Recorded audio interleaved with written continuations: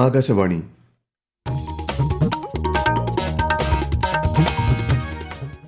നമസ്കാരം. പ്രാദേശിക വാർത്തകൾ വായിക്കുന്നത് നരേന്ദ്രമോഹൻ.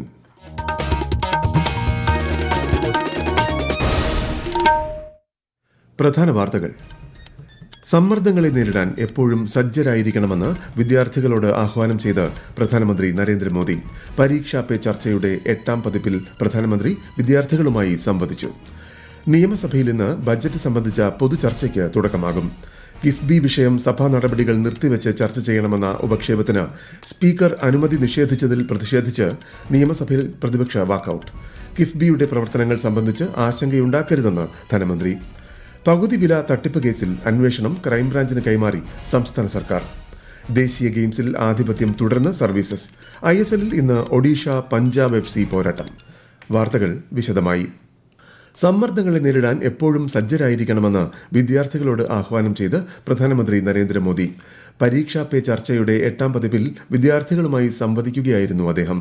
ന്യൂഡൽഹിയിലെ സുന്ദർ നഴ്സറി പൈതൃക പാർക്കിൽ വിദ്യാർത്ഥികളുമായി ചിലവഴിച്ച പ്രധാനമന്ത്രി ആത്മവിശ്വാസത്തോടെ പരീക്ഷയെ നേരിടുന്നതിനുള്ള മികച്ച മാർഗങ്ങൾ പങ്കുവച്ചു.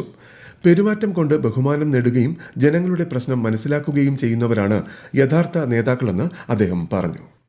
लीडर बनने के लिए टीम वर्क सीखना बहुत जरूरी है. धैर्य बहुत आवश्यक होता है. कभी क्या होता है, एक आध को काम दिया और उसने किया नहीं तो फिर हम उस पर टूट पड़ते हैं.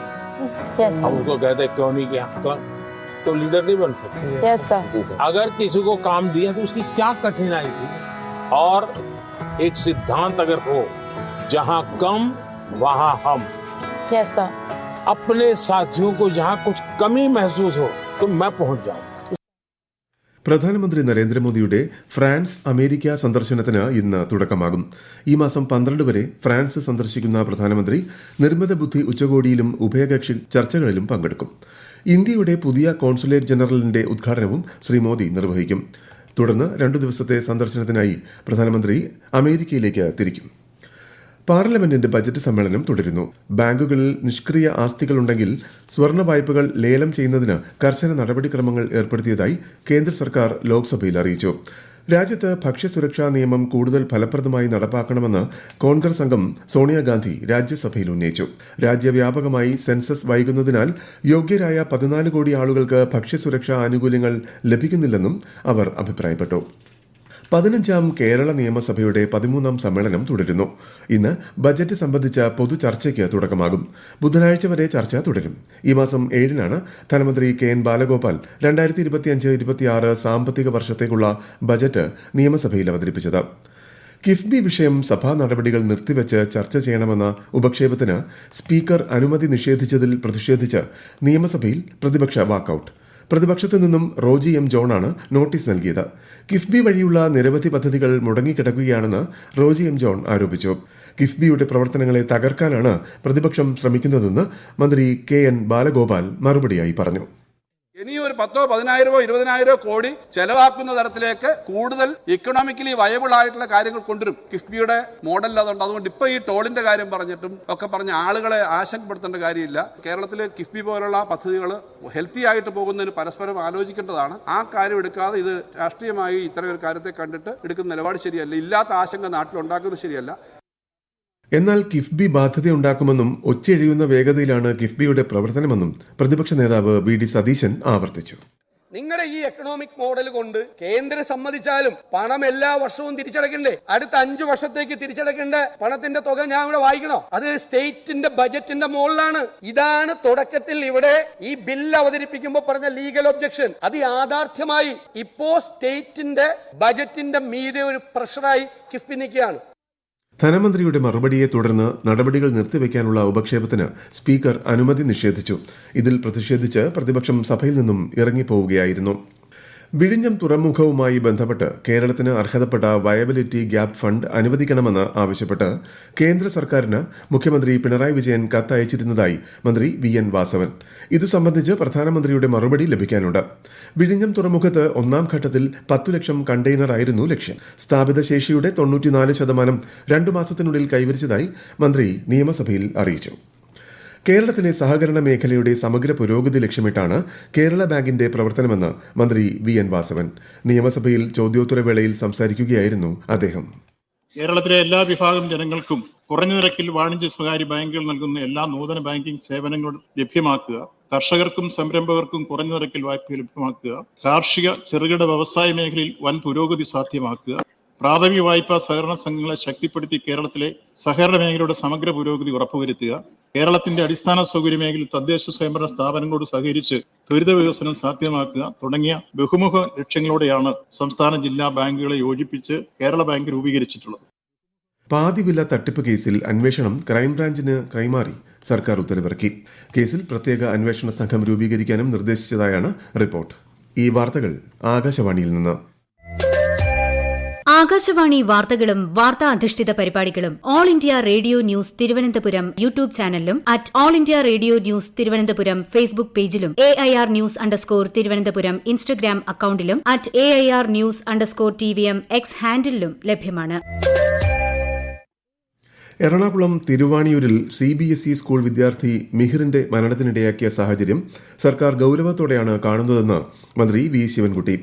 കുട്ടി പഠിച്ചിരുന്ന ഗ്ലോബൽ പബ്ലിക് സ്കൂൾ ഇതുവരെ NOC ഹാജരാക്കിയിട്ടില്ലെന്നും CBSE സ്കൂളുകൾ പ്രവർത്തിക്കാൻ പൊതുവിദ്യാഭ്യാസ വകുപ്പിന്റെ NOC ആവശ്യമാണെന്നും മന്ത്രി വാർത്താ സമ്മേളനത്തിൽ വ്യക്തമാക്കി. വൃക്ഷത്തൈകൾ നടുന്നതും സംരക്ഷിക്കുന്നതും ജീവിതചര്യയാക്കിയ പാലക്കാട്ടെ പരിസ്ഥിതി പ്രവർത്തകൻ കല്ലൂർ ബാലൻ അന്തരിച്ചു. 75 വയസ്സായിരുന്നു. പാലക്കാട്, തൃശൂർ, മലപ്പുറം ജില്ലകളിലായാണ് ഇദ്ദേഹം വൃക്ഷത്തൈകൾ നട്ട് സംരക്ഷിച്ചിരുന്നത്. കാടിറങ്ങുന്ന മൃഗങ്ങൾക്ക് പഴങ്ങളും വെള്ളവും നൽകിയും കല്ലൂർ ബാലൻ ശ്രദ്ധേയനായിരുന്നു. വയനാട് തലപ്പുഴയിലും പരിസരത്തും കടുവയുടെ കാൽപ്പാടുകൾ കണ്ടെത്തിയ സാഹചര്യത്തിൽ വനം വകുപ്പ് തിരച്ചിൽ ഊർജിതമാക്കി. പ്രദേശത്ത് 14 ക്യാമറ ട്രാപ്പുകളും 2 ലൈവ് ക്യാമറകളും സ്ഥാപിച്ചു. ജനങ്ങൾക്ക് ജാഗ്രതാ നിർദ്ദേശം നൽകിയിട്ടുണ്ട്.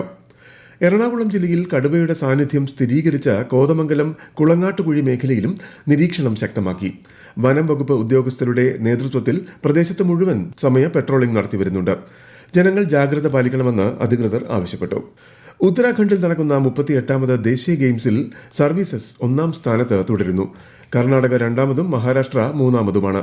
41 മെഡലുകളുമായി കേരളം 9ാം സ്ഥാനത്താണ്. ഇന്ത്യൻ സൂപ്പർ ലീഗ് ഫുട്ബോളിൽ ഇന്ന് ഒഡീഷ പഞ്ചാബ് FCയെ നേരിടും. രാത്രി 7:30 ഒഡീഷയിലെ കലിംഗ സ്റ്റേഡിയത്തിലാണ് മത്സരം. കാന്തല്ലൂരിലെത്തുന്ന വിനോദസഞ്ചാരികൾക്ക് ഇനി മുതൽ സ്ട്രോബെറി മധുരം നുകരാം. പുതിയ സീസണിലേക്കായി കൃഷി ഇറക്കുകയായിരുന്ന സ്ട്രോബെറികളിൽ നിന്നും കർഷകർ വിളവെടുക്കൽ ആരംഭിച്ചു. 9 മാസക്കാലം വരെ ഈ വിളവെടുപ്പ് തുടരും. വിശദാംശങ്ങളുമായി ആകാശവാണി ഇടുക്കി ജില്ലാ പ്രതിനിധി രതീഷ് കൃഷ്ണ. മറയൂരിന്റെയും കാന്തല്ലൂരിന്റെയും മനോഹര കാഴ്ചകൾ കാണുന്നതിനൊപ്പം വിളഞ്ഞുകിടക്കുന്ന ആപ്പിളും സ്ട്രോബെറിയും കണ്ട് അവയുടെ മധുരം നുകരാൻ കൂടിയാണ് സഞ്ചാരികൾ കാന്തല്ലൂരിലേക്ക് എത്തുന്നത്. പുതിയ സീസണിലേക്കായി മാസങ്ങൾക്ക് മുമ്പ് കർഷകർ സ്ട്രോബെറി കൃഷി ഇറക്കിയിരുന്നു. ഈ സ്ട്രോബെറികളിൽ കായകൾ നിറഞ്ഞ പഴുത്തു തുടങ്ങിയതോടെ കർഷകർ വിളവെടുപ്പും ആരംഭിച്ചു. തോട്ടങ്ങളിൽ നിന്നും പറിച്ചെടുത്ത് അപ്പോൾ തന്നെ ആവശ്യക്കാർക്ക് സ്ട്രോബെറികൾ കൊണ്ടുപോകാം. സ്ട്രോബെറികൾ വാങ്ങാൻ വിനോദസഞ്ചാരികളുടെ തിരക്ക് അനുഭവപ്പെട്ടു തുടങ്ങി. സ്ട്രോബെറിയിൽ നിന്നും ജാമടക്കമുള്ള മൂല്യവർദ്ധിത ഉൽപ്പന്നങ്ങൾ ഉൽപ്പാദിപ്പിക്കുന്ന കർഷകരുമുണ്ട്. രാജ്യത്തെ ഓഹരി വിപണികളിൽ നഷ്ടം. ബോംബെ ഓഹരി സൂചിക സെൻസെക്സ് 653 പോയിന്റ് ഇടിഞ്ഞ് 77,208-ലും ദേശീയ ഓഹരി സൂചിക നിഫ്റ്റി 208 പോയിന്റ് നഷ്ടത്തിൽ 23,352-ലും വ്യാപാരം തുടരുന്നു. സ്വർണ്ണവില കൂടി. പവന് 280 രൂപ വർദ്ധിച്ച് 63,840 രൂപയും ഗ്രാമിന് 7,980 രൂപയുമാണ് ഇന്നത്തെ വില. ന്യൂഡൽഹിയിൽ റിപ്പബ്ലിക് ദിന പരേഡിൽ പങ്കെടുത്ത കണ്ണൂർ 31 ബറ്റാലിയൻ NCC കേഡറ്റുകൾക്ക് കണ്ണൂർ റെയിൽവേ സ്റ്റേഷനിൽ സ്വീകരണം നൽകി. ഈ വർഷം 7 കേഡറ്റുകളാണ് 31 ബറ്റാലിയനിൽ നിന്നും പങ്കെടുത്തത്. കേഡറ്റുകൾക്ക് രാജ്ഭവനും സംസ്ഥാന സർക്കാരും സ്വീകരണം നൽകിയിരുന്നു. പ്രധാന വാർത്തകൾ വീണ്ടും. സമ്മർദ്ദങ്ങളെ നേരിടാൻ എപ്പോഴും സജ്ജരായിരിക്കണമെന്ന് വിദ്യാർത്ഥികളോട് ആഹ്വാനം ചെയ്ത് പ്രധാനമന്ത്രി നരേന്ദ്രമോദി. പരീക്ഷാ പേ ചർച്ചയുടെ 8ാം പതിപ്പിൽ പ്രധാനമന്ത്രി വിദ്യാർത്ഥികളുമായി സംവദിച്ചു. നിയമസഭയിൽ ഇന്ന് ബജറ്റ് സംബന്ധിച്ച പൊതുചർച്ചയ്ക്ക് തുടക്കമാകും. കിഫ്ബി വിഷയം സഭാ നടപടികൾ നിർത്തിവച്ച് ചർച്ച ചെയ്യണമെന്ന ഉപക്ഷേപത്തിന് സ്പീക്കർ അനുമതി നിഷേധിച്ചതിൽ പ്രതിഷേധിച്ച് നിയമസഭയിൽ പ്രതിപക്ഷ വാക്കൌട്ട്. കിഫ്ബിയുടെ പ്രവർത്തനങ്ങൾ സംബന്ധിച്ച് ആശങ്കയുണ്ടാക്കരുതെന്ന് ധനമന്ത്രി. പകുതി വില തട്ടിപ്പ് കേസിൽ അന്വേഷണം ക്രൈംബ്രാഞ്ചിന് കൈമാറി സംസ്ഥാന സർക്കാർ. ദേശീയ ഗെയിംസിൽ ആധിപത്യം തുടർന്ന് സർവീസസ്. ISLൽ ഇന്ന് ഒഡീഷ പഞ്ചാബ് FC പോരാട്ടം. പ്രാദേശിക വാർത്തകൾ കഴിഞ്ഞു. അടുത്ത വാർത്താ പ്രക്ഷേപണം 12:50-ന്.